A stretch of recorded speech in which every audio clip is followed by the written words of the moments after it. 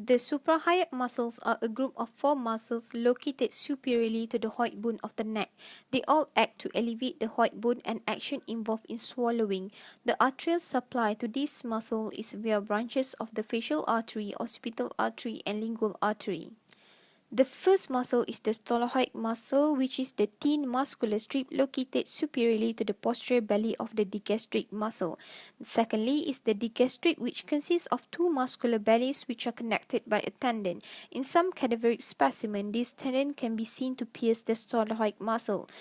The third one is sphenoid muscle, which is a broad triangular shaped muscles that forms the floor of the oral cavity and support the floor of the mouth. Lastly is the genoid muscles located close to the midline of the neck deep to the molars muscles. The infrahyoid muscles are a group of four muscles that are located inferiorly to the hyoid bone in the neck.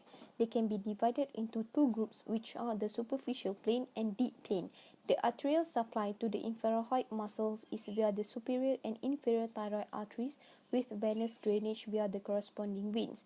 The first muscle is the omohyoid, which consists of two muscle bellies which are connected by a muscular tendon. Then the sternocleidomastoid muscle is located within the superficial plane, and the sternothyroid muscle is wider and deeper than the sternocleidomastoid muscle. It is located within the deep plane. And lastly, the thyroid muscle is a short band of muscle thought to be a continuation of the sternothyroid muscles. Muscles are three pair muscles, the anterior, middle, and posterior, which located in the lateral aspect of the neck. Collectively, they form part of the floor of the posterior triangle of the neck. The scales act as an accessory muscles of respiration and perform flexion at the neck. The first anterior scale muscle lies on the lateral aspect of the neck, deep to the prominent sternocleidomastoid muscle. The middle scale is the largest and longest of the three scaled muscles. It has several long, thin muscle bellies arising from the cervical spine, which converge into one large belly that inserts into the first rib. For the posterior scale is the smallest and deepest of the scale muscles. Unlike the anterior and middle scale muscles, it inserts into the second rib. The suboccipital muscle are a group of four muscles situated underneath the occipital bone. All the muscles in this group are innervated by the suboccipital nerve. They are located within the suboccipital compartment of the neck deep to the sternocleidomastoid, trapezius, splenius, and semispinalis muscle. They collectively act to extend and rotate the head. For the first part is the rectus capitis posterior major is the larger of the rectus capitis muscle. It is located laterally to the rectus capitis posterior minor. For the second one is the rectus capitis posterior minor, which is the most medial of the suboccipital muscle. There is a connective tissue bridge between this muscle and the dura mater, which may play a role in cervicogenic headaches. The third one is the oblique capitis inferior. As its name suggested, this oblique capitis inferior is the most inferiorly positioned of the suboccipital muscle. Additionally, it is the only capitis muscle that has no attachment to the cranium. Lastly is the oblique capitis superior, which is located laterally in the suboccipital compartment. The sternocleidomastoid muscle produces several motions within the neck depending on whether one or both muscles are operating. When one SCM muscle contracts, it pulls the mastoid process towards its origin, pivoting of the head and turning the face toward the opposite side of the body. Both SCM muscles working together draw both mastoid processes towards the origins, resulting in flexion of the head toward the chest. The sternocleidomastoid muscles can also work with the scale muscles as muscles of deep respiration. When other muscles of the neck hold the head steady, the SCM muscles can pull the sternum and rib cage superiorly toward the neck. This elevation of rib cage increases its volume, pulling more air into the lungs. Along with the latissimus dorsi, rhomboids, and levator scapula, the trapezius muscle is one of the widest back muscles. Broad muscle bands cross the back, providing upright posture support. The trapezius and semispinalis capitis muscle create a muscle column along the back portion of the neck. The trapezius is the most superficial of the back, neck, and upper trunk muscles. This triangular muscle is broad and flat, lying just beneath the skin and covering the upper back of the shoulder and neck. It links to the dorsal vertebrae of the spine, scapula, clavicles, and ribs. This muscle is named for its trapezoid shape. The trapezius muscle is a postural and active movement muscle used to tilt and turn the head and neck, shrug, steady the shoulders, and twist the arms. The trapezius elevates, depresses, rotates, and retracts the scapula or shoulder blade. Innervation of the trapezius is derived from the spinal accessory nerve. The descending part of the trapezius muscle supports the arms. The transverse part retracts the scapula, and the ascending part medially rotates or depresses the scapula.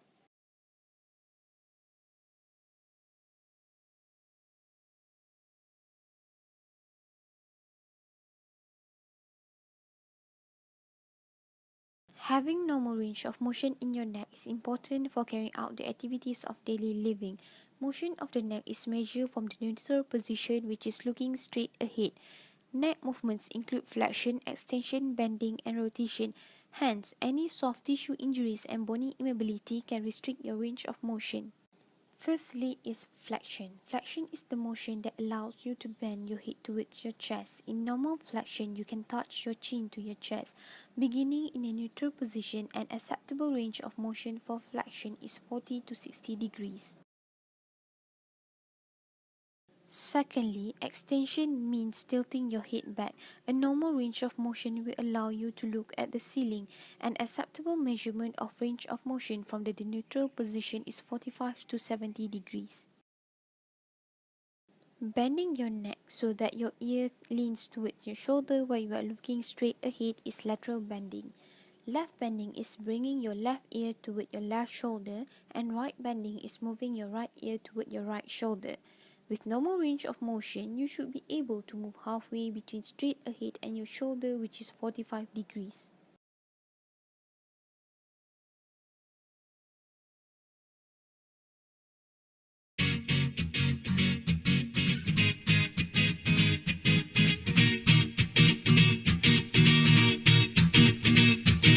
One, two, three, four, get my shoes and out the door. Five, I'm alive. Six, seven, eight, feeling great. Nine, gonna shine, life is good. I'm doing fine. Ten, gonna do it right and do it again, yeah. I look into the sky with all its beautiful color, but there's more than just for me, so gonna share it with another. I got to show, to give, let out. I want to sing and shout. Take a look and see a beautiful morning that turns into a beautiful evening, and together make a beautiful life. And if you wanna see, then come along with me, that's right. And if you want a good tomorrow, it's pretty simple, gotta find a light to follow. And if you do, you have a future real bright.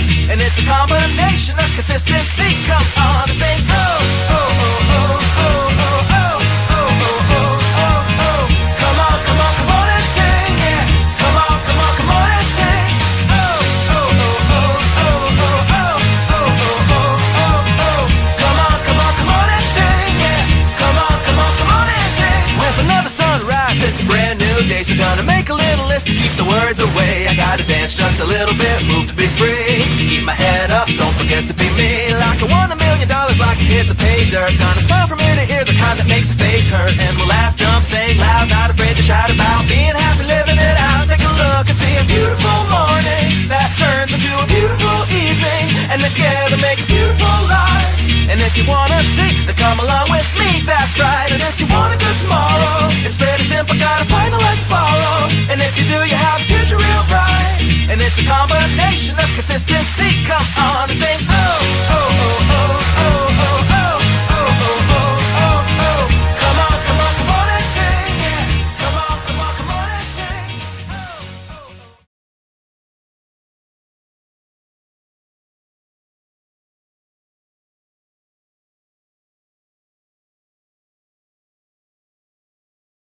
It's probably safe to say that most of us at some point in time have woken up with neck pain or can recall an event or injury that resulted in neck pain. Neck pain usually arises from muscle, tendons, and ligaments, commonly referred to as the soft tissues in and around the cervical spine, the neck. Whether your neck pain is from a chronic condition or if you have just woken up with a stiff neck, the following tips should help you experience less pain. Firstly, try a new pillow. In terms of comfort and support for your neck while you sleep, there are many options and you may need some trial and error to find what works best for you. It is best to use a pillow that keeps your cervical spine in a neutral alignment, meaning the natural curve of your neck is supported and maintained. Sleeping on your back is the best position to let your entire spine rest comfortably. Some people with neck problems find it helps to sleep on their back and place a pillow under each arm with the idea that supporting each arm takes strain off the neck. If you prefer to sleep on your side, make sure your pillow is not too high, usually around 4 to 6 inches thick, depending on the density of the pillow material and the distance between the neck and the point of the shoulder. When you are working, ensure the computer monitor is at the eye level. Sit comfortably in front of your computer and close your eyes. When you open them, your gaze should be directly in the middle of your computer screen. If you find you have to look down, you need to prop up your monitor so that it is higher. Laptops most require you to angle your head downward to see the screen, so connecting your laptop to a separate monitor or screen is often very helpful. Texting or looking down at your cell phone or mobile device for any length of time puts excessive strain on your neck. Over time, the added stress on the joints, ligaments, and discs in your neck can lead to premature degenerative changes in your neck. Tips to avoid neck damage from texting include raising the phone or mobile device to eye level, minimizing texting time, resting your hands and device on a pillow, and taking frequent breaks. The reason to drink lots of water during the day is to nourish and hydrate the discs, the spongy structures that lie between the vertebrae in your neck. These discs are made up of mostly water, so staying well hydrated will keep your discs pliable and strong. To do this, keep a water bottle with you and sip throughout the day. Set an alarm on your watch or cell phone for every 2 hours and drink a glass of water every time it goes off. And lastly, drink 2 or 3 large glasses of water with each meal.